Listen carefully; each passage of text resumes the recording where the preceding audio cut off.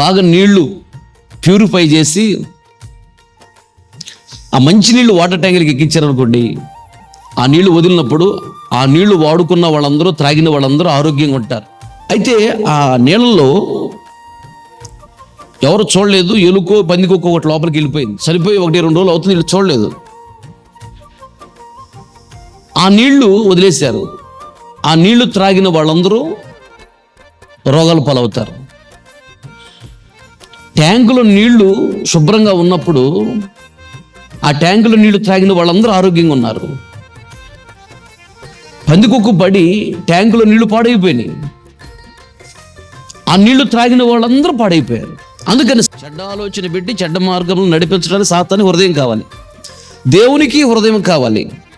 మంచి ఆలోచన పెట్టి మంచి మార్గంలో నడిపించి దేవుని రాజ్యాన్ని తీసుకెళ్ళాలని. అందుకని దీన్ని గమనించాలి.